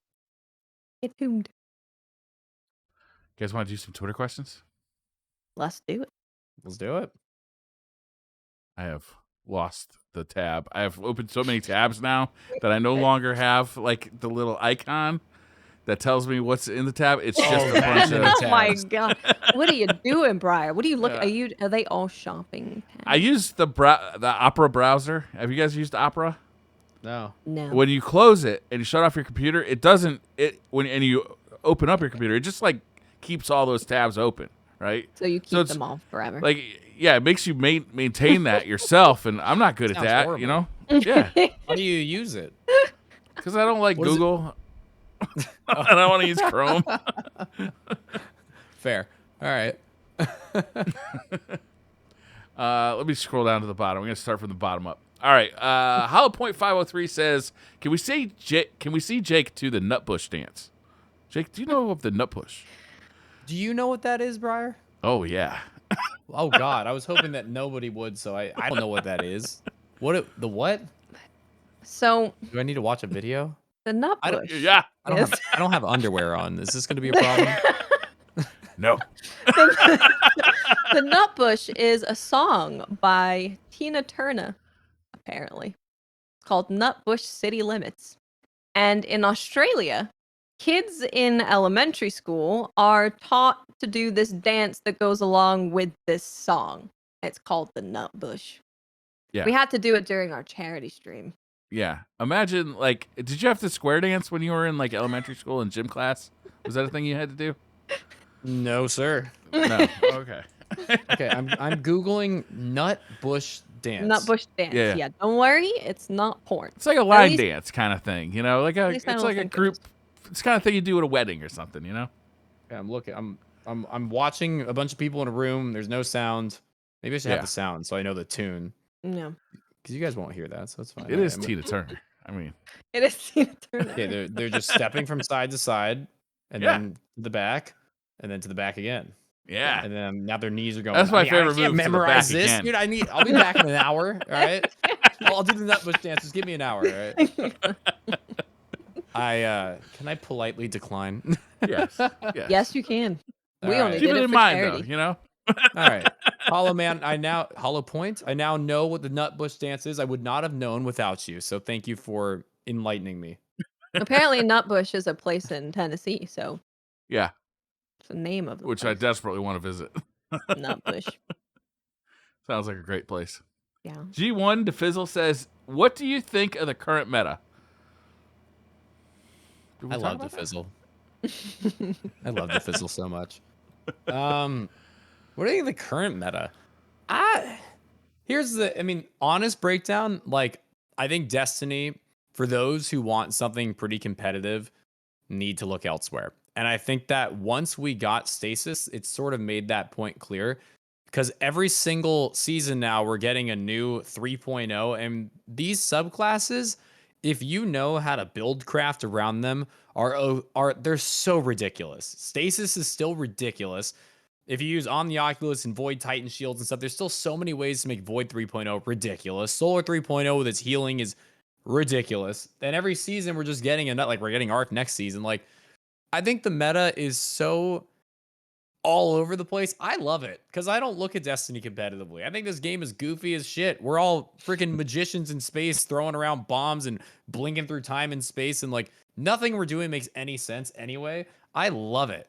But I think for those who are, it's all about gun skill and they want to just have only purely good gunfights and whatnot, like they're going to continue to get more annoyed as more fragments and aspects and Arc 3.0 come out and whatnot. I think it's hilarious, but I think the sweaties are not going to like it.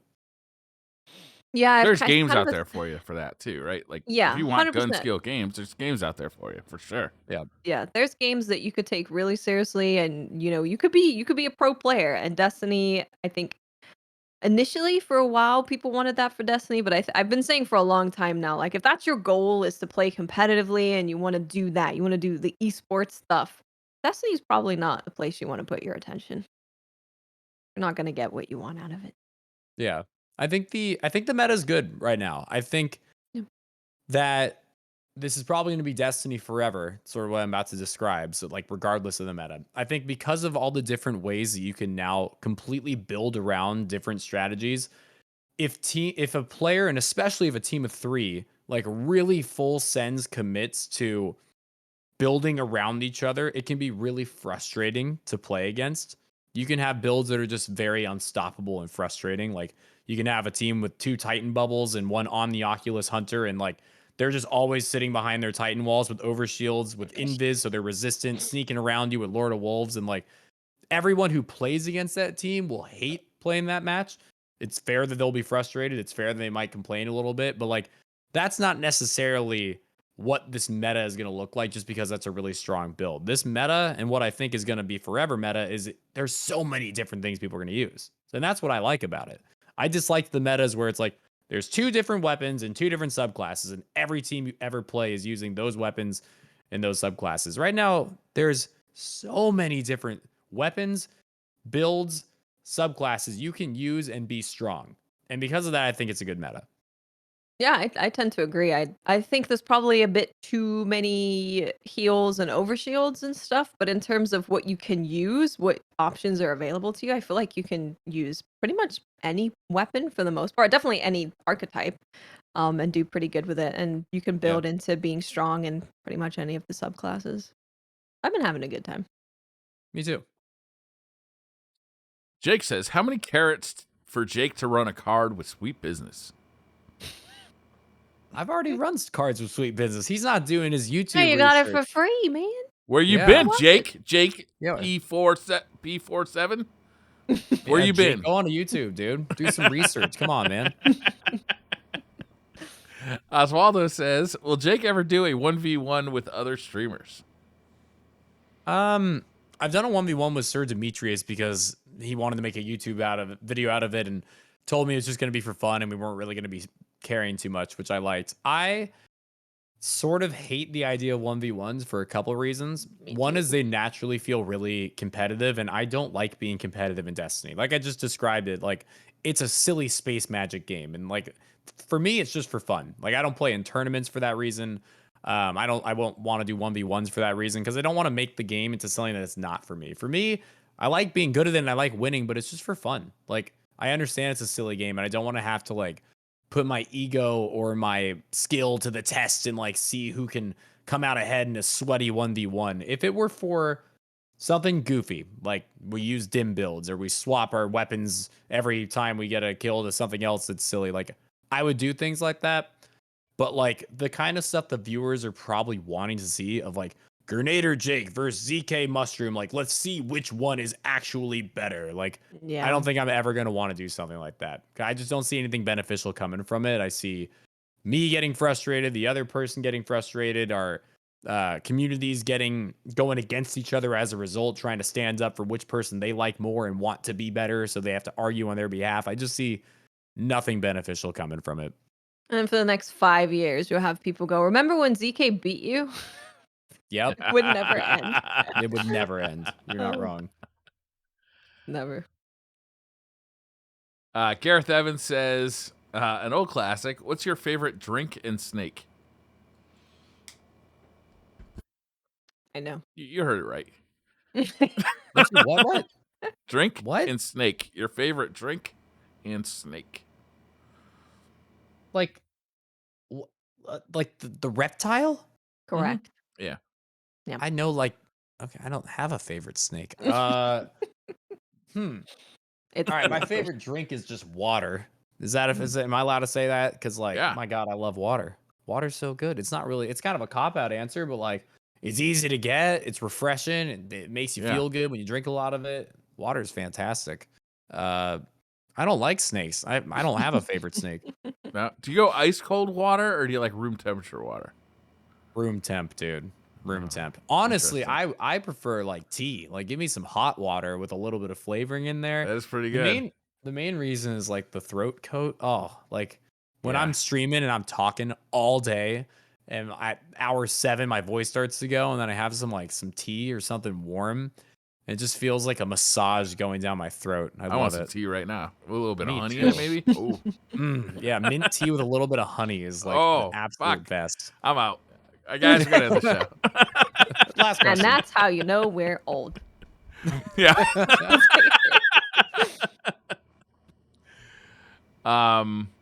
Innocuous but mysterious himbo apologist says, "How do we feel about everyone calling him the Carrot Lord?" I didn't know about this. What makes I you feel qualified to be Lord of the Carrots? I would love to be the Carrot Lord. Were you born into this position? Is it like Elden Ring? was where your you have father to the Lord of the Carrots? Become the I was Carrot passed Lord? down. Yeah, I had to earn it. Did you Fight kill your the way? previous Carrot Lord? Yeah, now people are hunting me trying to get that title. Why does You have to everyone fight with carrots? that's what that's on the ground for? That's got Oh, my are the you carrots got your the weapon subjects? right there. Yeah, I'm just it's just there. It's intimidating anybody who might want to come after the title. It's like that's what you're gonna have to deal with right there. That carrot rug. It's ready for you. I don't think anybody calls me the Carrot Lord, so it's a But they should. maybe DeFizzle Well. and in his stream titles do, but DeFizzle likes to we help each we do carries together on Mondays, and he makes his title some different weird word, like weird he calls me something different every week. It's almost like a funny thing at this point. Like he'll be like carries with the Carrot Commander or carries with the Carrot Lord or like whatever he might call it. So maybe Fizz does, but I don't know about anybody else. Should I tell the story of carrots and like why carrots are a thing for me? Go for it. It's such a stupid reason, but I love the story. So 7 years ago, I started streaming full time on Twitch, and I was living alone because my wife was finishing, my fiance at the time was finishing her final semester of college. I finished one semester before her. And I moved to Las Vegas, actually intending to try to play poker, but then I ended up streaming full time because with I graduated from college. I was planning on taking a year off.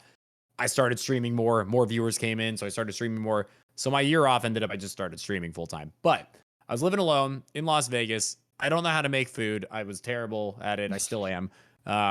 So one thing I would do is every Thursday before the trials weekend began, I would go to Trader Joe's or some grocery store, and I would get some different foods. But one of the things I would get is a bag of those giant carrots. I'm not talking little baby carrots. I'm not talking the big carrots that are skinny. I'm talking like the big girthy carrots, like the holy shit carrots. And Some wascally rabbit shit. Yeah, the ones you like feed to horses, like the serious ones, right? Big boys. So every stream, usually like around lunchtime, I don't know, I'd eat one of these things. And it'd take me like an hour because I'm not just going at it full. Like I would between matches start gnawing at it and then put it down. And then so people just started recognizing me as the carrot guy because I always seemed like in their eyes was just freaking gnawing on a giant carrot between my trials matches because that was the only way I could sustain myself. Oh man. So carrots really quickly became my thing. And then I just made it my currency and stream. And I have it all over my stream and my physical stream room. I have it tattooed on myself. Like, Nice. Yeah, it's just carrots have become my thing ever since then. That's awesome. Now you're the Carrot Lord, and everyone should call you the Carrot Lord. Is I the Carrot Lord? Simon Kaman says, "What's your favorite type of steak?" Personally, prefers the T-bone. T-bone is a strong pick, but like, you're not doing anything else after a T-bone. Like, that's the end of the night. This isn't just for me, right? You guys are gonna answer. Yeah, everybody. Cool. I'm going last. Well, Watts is gonna say no steak. I'm gonna say Briar steak. Hey, Best. what the fuck? What do you want from me? It's right there, gotta take it. Briar, what's your favorite steak? I mean, the T-bone is you can't go wrong, but the problem with the T-bone is like it's so much steak that you're done for the night, right? You're like all you want to do is like be like teleported to bed. So I don't know. I mean, the T-bone is really good. I guess I'll go T-bone. T-bone it is. But I'm not going to order it. But it's your favorite. But you won't order it. All right. I won't order it. Yeah. You're hoping somebody at your table orders it doesn't finish it and is willing to give you a little bit of It's it. like That's your it's like dream steak scenario. for two. That's what really it is. It's like you order it for two people. It's so much steak. I'm going with a filet because Filet is a good pick. I don't eat steak very often. I like really like lean meat. I hate the fat. Like when you have a steak and you're just like chewing on the fat and you can't get it down, like that's my least favorite thing. So filet, nice and lean. That's what I'm going with. Seeing a lot Filet of is porterhouse in the chat. Porterhouse is a delicious one too, but that's another big ass. It's like they gotta like get bigger plates to put a porterhouse on. And the porterhouse is like the New York strip and the filet, right? Isn't that the porterhouse? It's like basically 2 cuts of meat. I have no idea. I also have no idea. I think you're talking to two Not a not clue. steak. Have you ever had the filet with the bacon wrapped around it?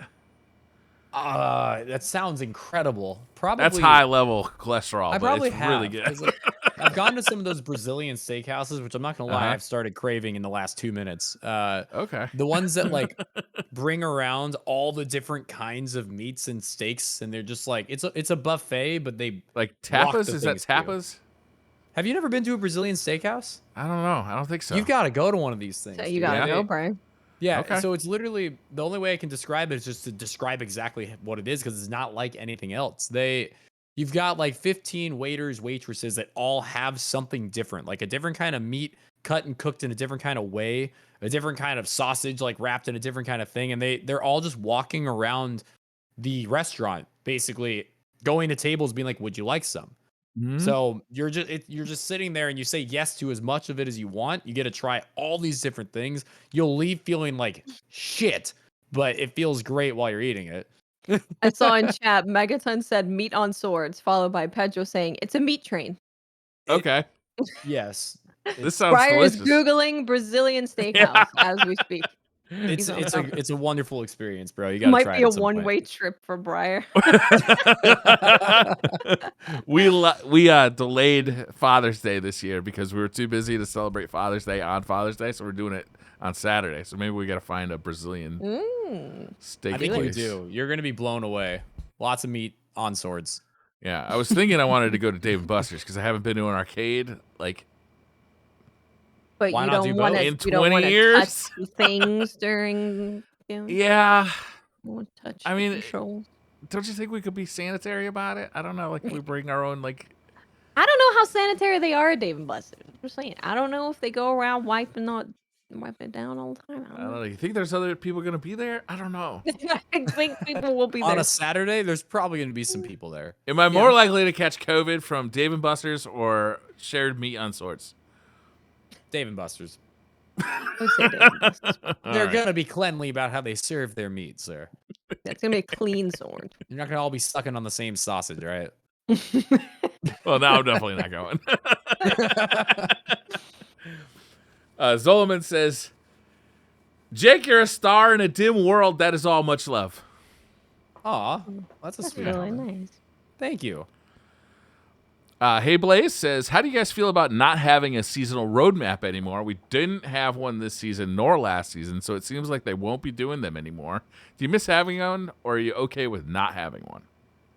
We got like a mini one, right? Like they told us when like Trials will be there, Freelance and Iron Banner and Solstice. So we got like a kind of, I guess it's more like the big points of when stuff's gonna happen. But we didn't get the week 2 opens up and now there's this, and week 3 new Sever mission. We don't have those details anymore.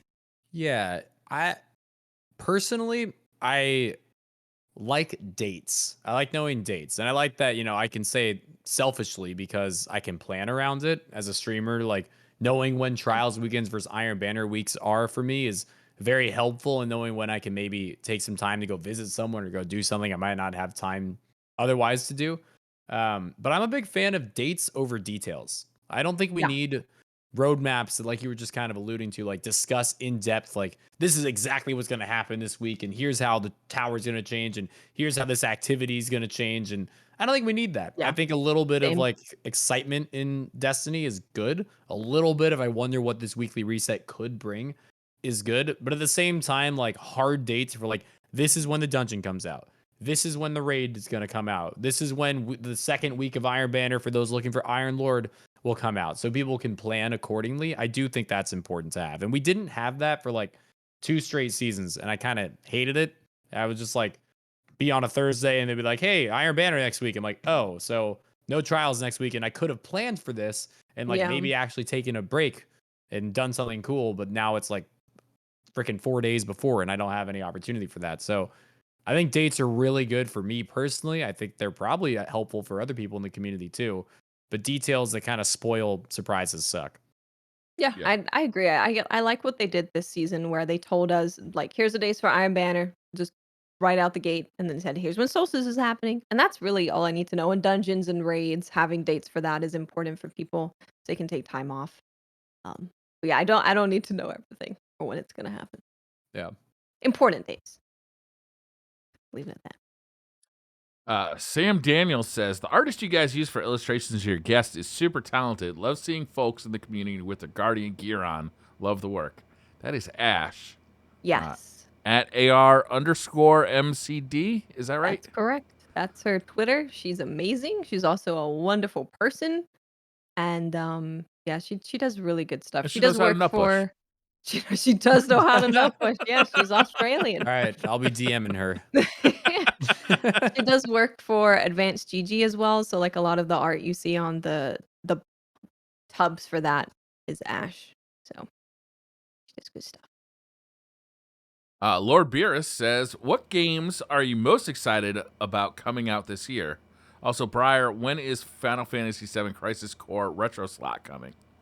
Oh, she. What games are you guys excited about? Capcom Fighting Collection comes out, I think, in a few days now. That's probably number 1 on my list. I'm pretty excited for this thing that comes out tomorrow called The Trials of Osiris. I've heard good things about that. I'm going to be putting a lot of time into that, I think. Do you play other games? Honestly, at this point in time, no. Which is, it kind of sucks. I sort of burn myself out of gaming with my 50-hour a week streaming schedule. I Yeah. realistically don't want to be in this room playing games when I'm not streaming now. I had to set up a gaming station in my living room again, and it has increased my enjoyment of video gaming. Because coming in here is work.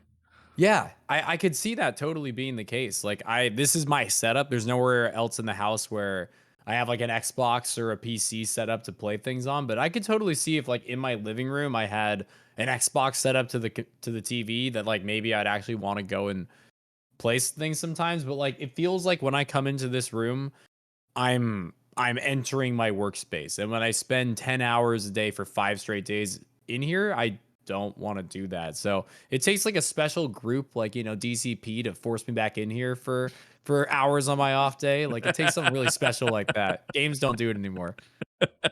Yeah, it makes sense. It's why I think I tried to keep games where it's like this is a game that I play that I do not stream. This is kind of like where I hang out with friends. This is where we spend time together because a lot of the people I know don't live anywhere near me.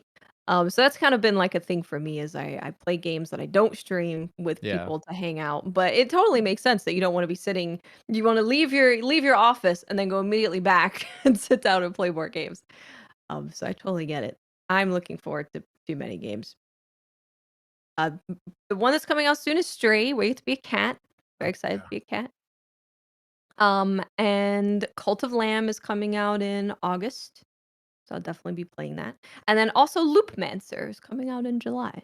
So I think those are the recent ones that are coming. A Final Fantasy VII Crisis Core Retro Slot is an interesting idea because we've never done You one should on do a it. PSP game. And since they And it's have relevant. announced that they are going to remake that. So that's a Yeah. good idea, honestly. I'll talk to Jay about it. You'll be able to play the remake of that this year. Yeah. The problem probably is sourcing a copy of it. I guess I could just emulate it. Yeah, you probably will have to. Unless you want to find a PSP with a Crisis Core. I got PSP. Yeah. I don't have a PSP battery, though. That started to grow. So I threw it away. Yeah, that happened to ours too. The battery gets thick. You can't. Yeah. You look at it, you're like, why does it look a little puppy? Yeah, this seems like it's going to explode. I better get rid of it. Warlock Poppy says rock, paper, or scissors. Rock every time. It depends. I got to look my opponent in the eye and try to sense what they're going with, you know? So, like, right now, I'm feeling paper. My opponent, Brian. Oh, you can't do that to me. I heard there was like an interesting study about like men versus women, what they tend to pick more as their first one, Really? rock, paper, Huh. or scissors. So it's like if you're fighting a man, they're always gonna pick rock, so go paper. Briar, you just proved that theory correct. So So now that means I should actually be going scissor to counter this thing that you just brought up, right? To counter this study. yeah. I'm now a scissors man. Yeah. Sounds interesting. You're a scissors But man. I'm a scissors man. It's because of Dwayne the Rock. Yeah, everyone's like, I want to be the Rock, especially if that commercial he did during the Summer Game Fest. Everyone Oh wants to be man, the Rock. inspiring, right? Inspiring, yeah. I haven't been able to keep it from thinking about it. I mean, it's a life changer. Wait, so I'm scissors against women, but I'm paper against Paper against men. men. Yeah. Yes. Oh wow. Okay, so I really gotta like take some notes here. Okay, I'm Yeah. yeah. Put it to the test. Tomorrow, just ask your chat randomly. Rock, paper, scissors. Yeah, I'm just gonna ask my chat if they can help me learn how to scissor women. Good What? idea. I like it. Only if you do it while nut bushing. Oh wow, that sounds like a real talent.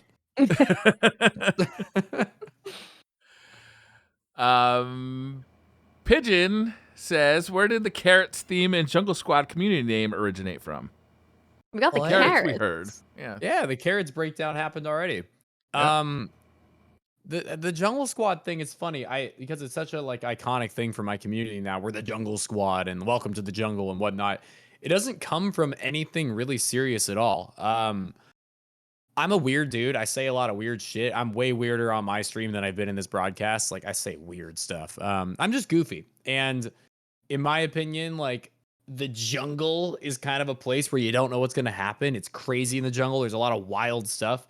So the term jungle always sounded good to me. And then I was trying to think of like a community name, and Jake's Jungle is what called out to me. I was like, okay, I like the term jungle. It kind of incorporates my wacky wildness. You don't know what's going to happen when you come to a stream. And like Jake's Jungle sounds cool. So what do you call Jake's, like who, when you're a part of that, what are you a part of? Like Jake's Jungle, you're the jungle squad. It just kind of happened. Like I tried to make a community name and it sounded fitting and it's latched on for over 7 years now. Good one. Starkiller 421 says, when is Bungie really going to look at loot protection? Because I'm tired of getting class item after class item after heavy weapon when all I need is a pair of boots to two characters stuck at 1569 because I can't get what I need for 2 weeks. I'm not Bungie, unfortunately. Yeah. But like at the same time, it's an interesting conversation because do you think that that's a good thing or a bad thing? Like there's, to kind of bring a point forward, like I miss when getting exotics was really cool.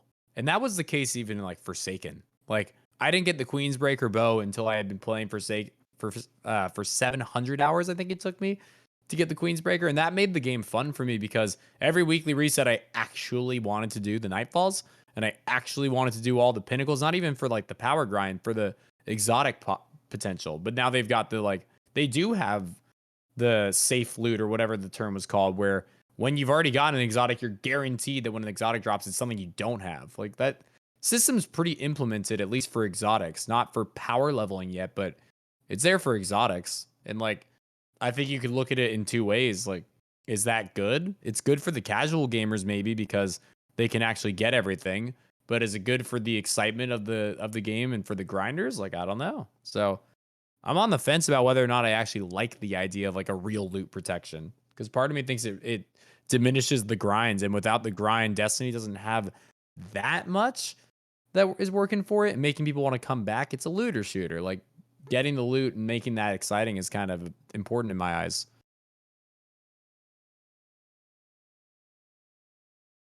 I wish he could just have his fucking class item. Give him the fucking class item, Bungie. Fozzie Wazzy says, a fast food restaurant is naming a combo meal after you. What number is it and what's in the combo? Calling it 69. Bro, these questions, I like it. Yeah. What the fuck? Combo meal? What number is it and what's in the combo? All right. I'm number 17. My birthday is on the 17th. I love the number 17. All right, let's get wacky with it. Let's make a real combo meal. All right. The drink is horchata. It's like a cinnamony, ricey drink. I freaking love horchata. I love water more. Is that like a refreshing thing, or is it more like a dessert kind of like a? Can it be both? I don't know. Have you had horchata? I have, yeah. What would you say? Is it I more think it's refreshing? kind of in the middle. Yeah, it's like kind of both. It's a refreshing and desserty drink. So horchata's the drink that you're getting. You're gonna be getting fries that have like In-N-Out animal fries.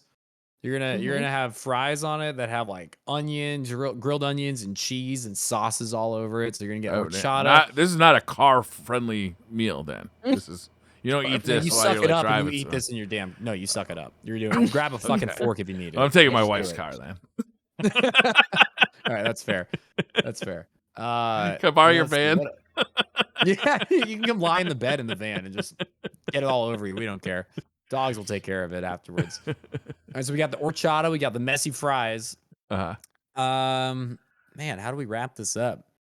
Let's just go with an everything burger. I'm putting fucking peanut butter on this burger. We're getting wild. It's gonna be like just a really interesting, fried egg, avocado, peanut butter. Yeah, dude, just everything. That is a flavor profile. I went to a restaurant once. They called it like the trash burger or something. Just like imagine you took everything out of the trash from a restaurant, just onto a burger. Just want all the flavors. All right. Yeah. What? Oh, man, that's pretty. Fried, do you want to know? Yeah. No. No, I don't. Damn it. Now I do. We'll go with a braised baked barbecue briar with a side of baked potato covered in bacon bits and briar belly. This is harassment. This sounds I'm coming in on something that I should not be here for. What is going on? Just a casual cannibalism. Nothing yeah, serious. exactly. Normalized cannibalism. And it would be number 4 because it's my favorite number. It also, we discussed on, was it SideQuest? With the number 4 in Japanese meaning death? Yeah. So it works well. Look at that. Your favorite number isn't 5,000? No, it's not. Why aren't you Miss 4 Watts? It's good question. That's a good question. It's not quite as exciting, right? Miss 4 watts. I got 4. Is that like a AA battery?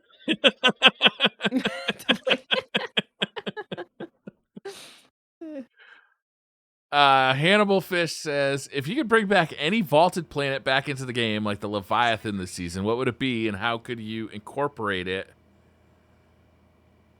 into the story of the game? I don't know why my watch did this, but it just brought up a picture of Hannibal. Hannibal? As in Hannibal Lecter the cannibal? Nice. Briar, I think they're onto you. No one's listening to us. There's no way. Wow, that's weird. Our devices. My FBI agent is very confused. What planet would we bring back? I'm gonna cheat. I'm not bringing back a planet. Stop bringing shit back. I'm sick of it. Okay. I understand that they're probably making their next game, whatever comes after the final shape or whatever our last DLC is. They're probably more focused on that. So they probably don't have that many resources to be making new stuff, but I'm sick of the old stuff. I don't want the old weapons back. I don't want the old raids back. I don't want the old planets back. I want new things. Jake, my biggest problem with the Mida multi-tool method meta in year 1 is that it was a fucking Destiny 1 gun. That's the last thing I wanted out of Destiny 2 was Destiny 1 shit. Exactly.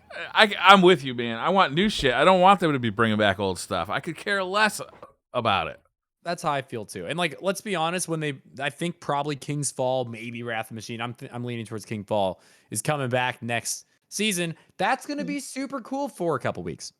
And that's the problem. It's gonna be cool for a little bit. Like Vault of Glass came back and it was like the hottest thing ever. Everybody was fucking going crazy. This is so sick. Do you see? That was like the 4th time they brought it back. About it, right? Who cares? They cared for a week or two, and they're like, "Why do I want to play this raid I used to play 6 years ago? I don't." Yeah. So I don't know. We're gonna be all excited because our nostalgia wieners are gonna get stroked, and we're just gonna be so excited. But like, it's immediately after a couple weeks gonna be old shit that again. Particular wiener.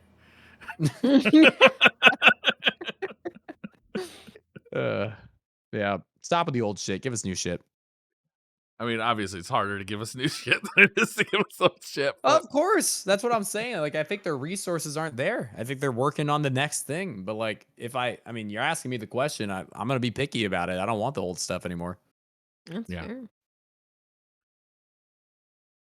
Eric John E says, "Who would be your personal guardian's nightmare?" Example, mine would be Nokris from running that strike so many times to complete the Wayfarer title. Good question. Oh, mine would probably just be an all-black stompy hunter with one word name and a one-word clan, like devastation, just teabagging me furiously. That's mine. That would be the thing that haunts me. Speaking of Vault of Glass, mine would be the one guy in my raid group who could not get through the part where you had to like jump over and like avoid the sentinels or whatever they were called. That fucking guy. Oh, the Gorgons? Yeah, the Gorgons. Yeah. They couldn't get through there's always one dude in my raid group who could not fucking get through that. He'd get tell him to go to orbit every time. Yeah, join us like, later. dude, this is the easiest part. All you gotta do is follow everybody else in the raid group and be like, we'd spend an hour in there and he'd be like, oh, this is the most fucking hysterical thing. And everybody else is just like, dude, just quit out. We'll get to the next spot, and then you can join the raid group when we get there. That's about to be everyone in King's Fall with the ship jumping puzzle. The same exact thing's about to happen, where you're going to get people going to orbit because they're going to miss the ship jump and be like, I'm not going back 10 minutes and jumping on these fucking ships again. Like, I'll see you when you get to the checkpoint. The dick wall makes up for it, though. The dick wall. Yeah. You know, with the big pistons that... Oh, the dick wall. Oh, I forgot about that part. Yeah, I like that part of the raid. Yeah, that was but fun. Also, same issue. I think my still. Man, the ships were rough. I just had a flashback of those damn ships. Yeah, like memorizing which ones appeared because it was like they would just appear out of thin air and you'd have like 3 seconds to get on it.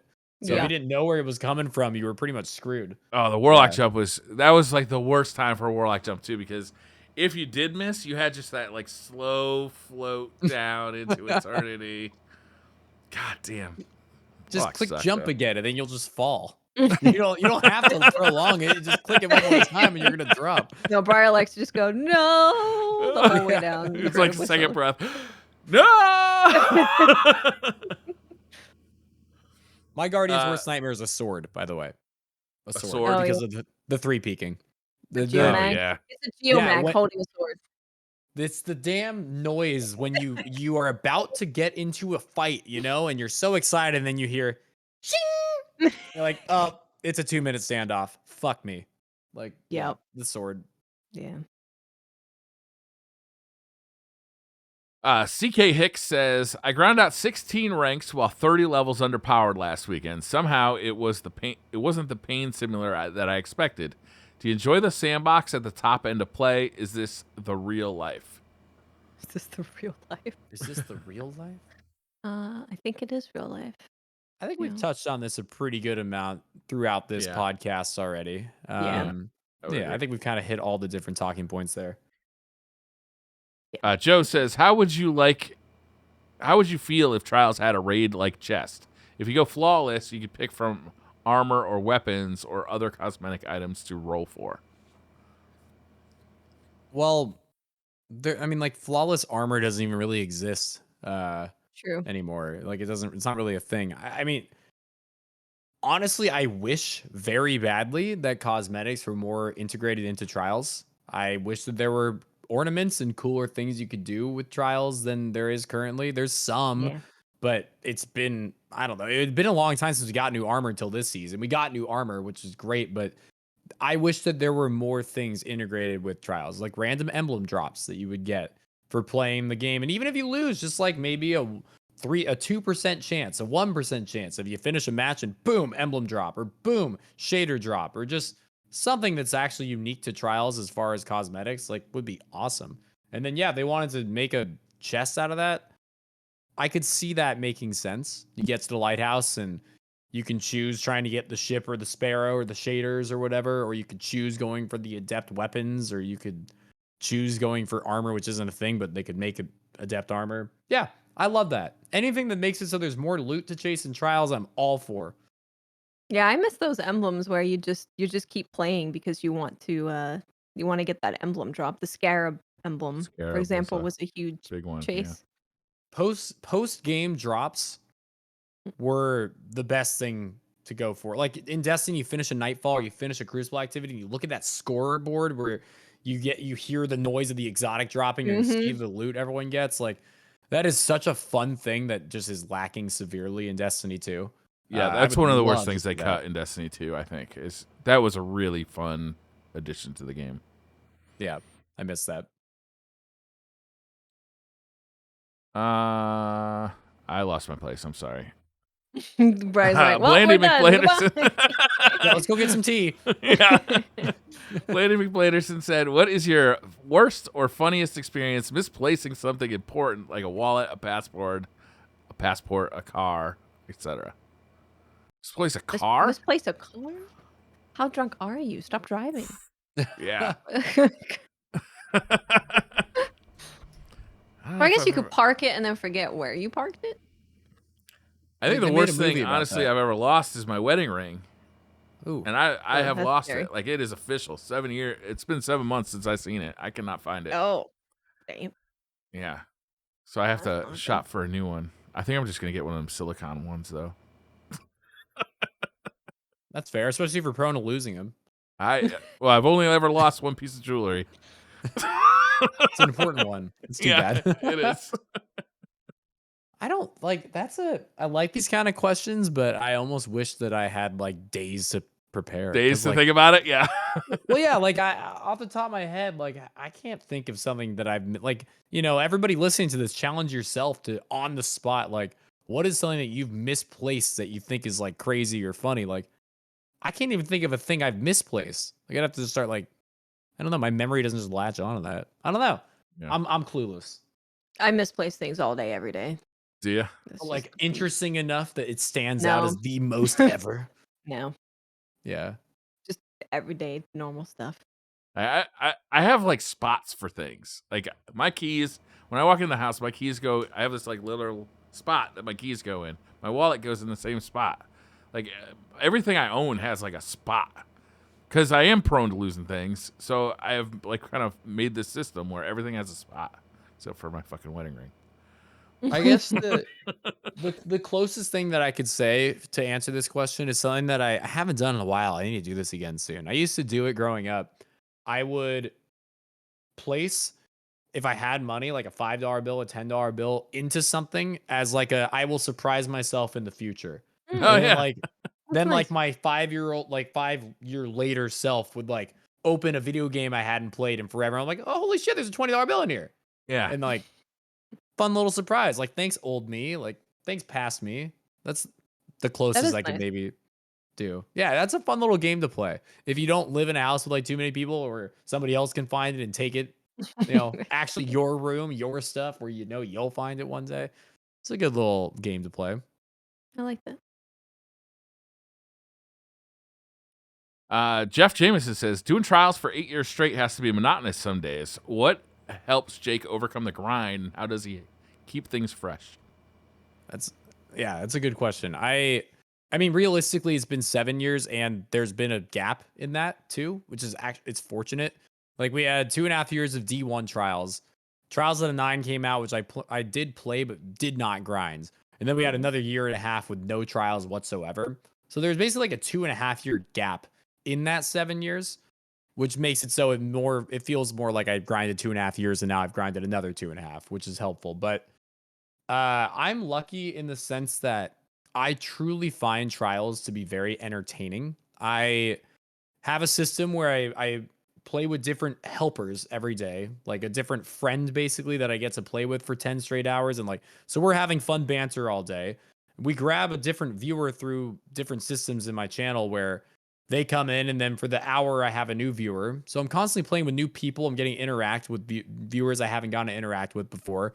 And then every single match is so different. And that's what I love about PvP and specifically Trials. Trials I love because it's telling a story. We're trying to get to 7 wins. Like, Yeah. it's clear how to follow this as a player, as a viewer. Like, there's a clear motive and objective, and I love that. But every match is so different. Every team is using different things, different subclasses to have different levels of skill, go to different places on the map. You miss shots, you hit last match, you use different weapons all the time. I do, at least, to keep it fresh. So like, I never actually get bored of Trials. Frustrated sometimes, yes, sure.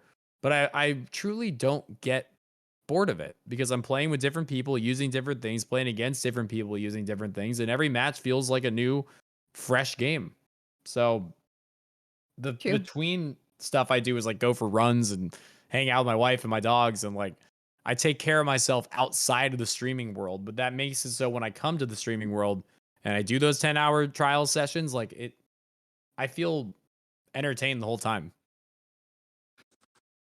That's good. That's why I like PvP games, because that's the whole point, right? Is that every match is supposed to feel fresh and different. Yeah, That's why I like, after a little bit, I stopped doing PvE and Destiny, because it's like I want to have fresh experiences every game. exactly. Like, I think the people that grind doing Grandmaster help for the same kind of hours that I grind Trials, those questions would be much more interesting to hear their responses, because in PvE, you know everything that's about to happen. You know where that Yeah. cabal is about to come from. You know that you need to save your heavy ammo for this one exact spot that happens in 40 seconds. Like, it becomes just a very like systemized thing that you know exactly what to do at every moment. And to me, that's incredible that people can play as long as they do, doing the same PvE missions over and over. Because like you were talking about, I could do that for an hour or two, and then I'm like, I gotta tap out. Like, this is too Yeah. repetitive. Like, I I don't feel like start I'm falling applying. asleep. Yeah, well, it's like I'm not Get applying tired. my mind. I'm bored. Yeah. Yeah. But for Yeah. Trials, like you were talking about, it's like it's so different every time that doesn't ever happen. That's why I need them to make more strikes, because I cannot stand the strike playlist, because exactly what you're saying. I know when everybody's coming out of every hole in the wall, and it becomes just so rote and routine that you just kind of, you don't even think about it anymore. You just run through it. Yep. True.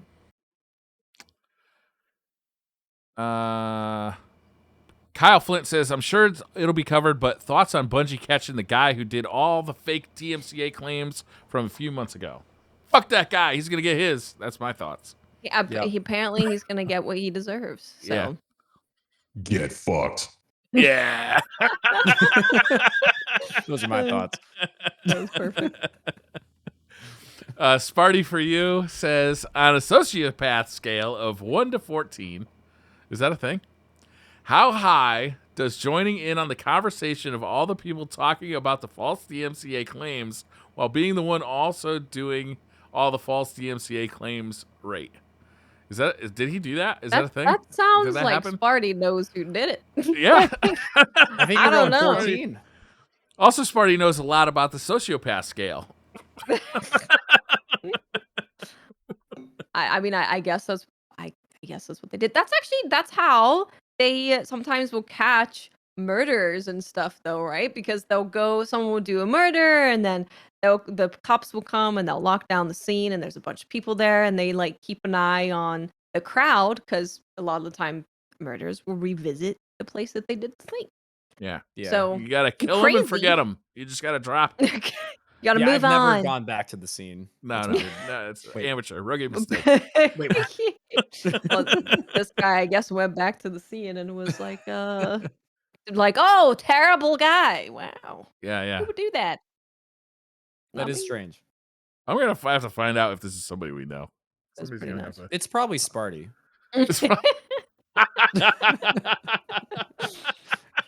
They're really coming back to the scene. They were just bringing Yeah, it it's up like over and double over. and tripling back to the scene. Like, oh, who would do that? Here, talk about me again real quick. How crazy is that? Zachary Richard says, what would Collis have to say to each member of the DCP and guest to try and convince or persuade them to join at the end of the world? Join Callus? To join Callus. What would Callus have to say to convince you to join him? He'd need a time machine to not kill his daughter's dog. There you go. That's what it'd need. Okay. That was kind of a done deal for me. If Callus threatened to take away chocolate, I would join forces. Mm. Yeah, Okay. I need chocolate in my life. So if it was like either join or chocolate is going to be evaporated from this universe, then I'm joining. I don't know if he could get Watts to stop threatening to eat me.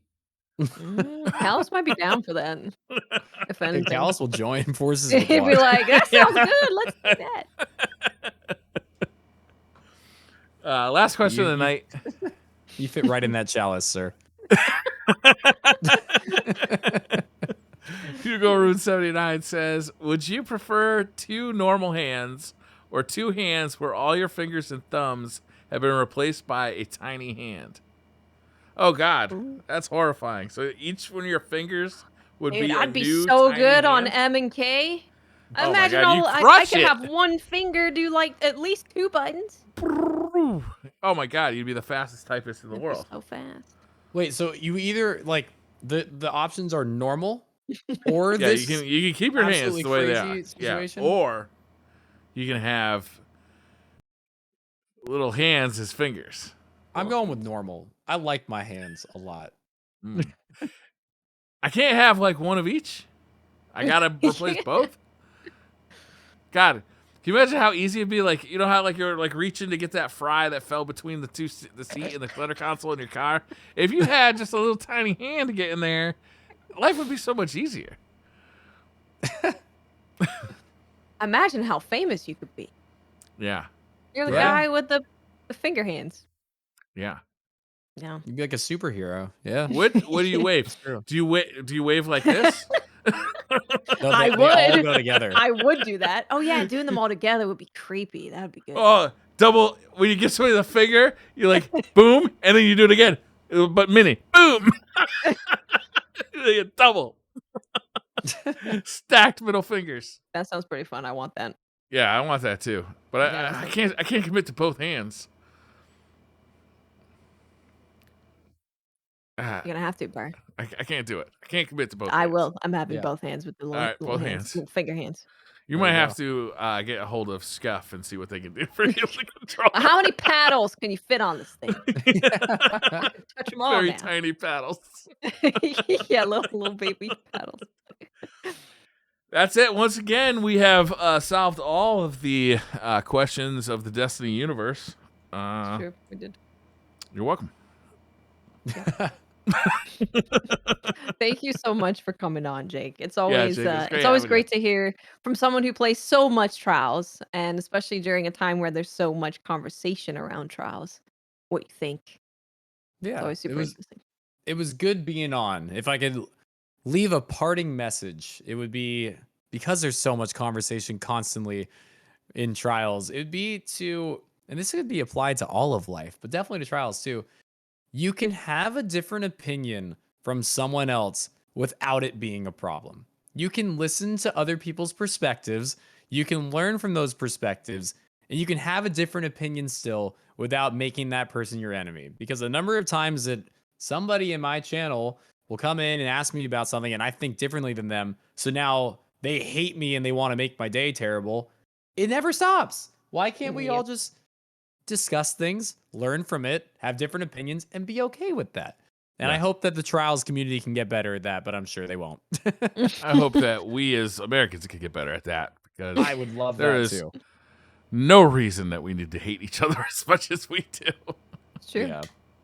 Yeah. Very true. That's my party message. But thank you for having me on the show. It was good. Thank you for having coming the, on. Always a pleasure. Yeah, it was good having the conversations that needed to be had, and it was fun messing around with those silly questions at the end. Yeah, thank you so much. I really appreciate it. It was fun. That's going to wrap up episode, I think it's 295. I forgot already. It's 295 as far as you know.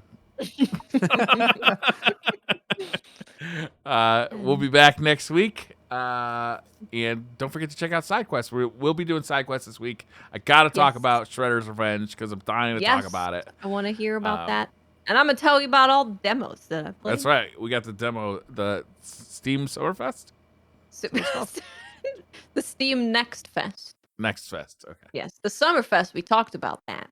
Oh, we already talked. Oh, that's right. Okay. Yeah. I get confused. I'm old.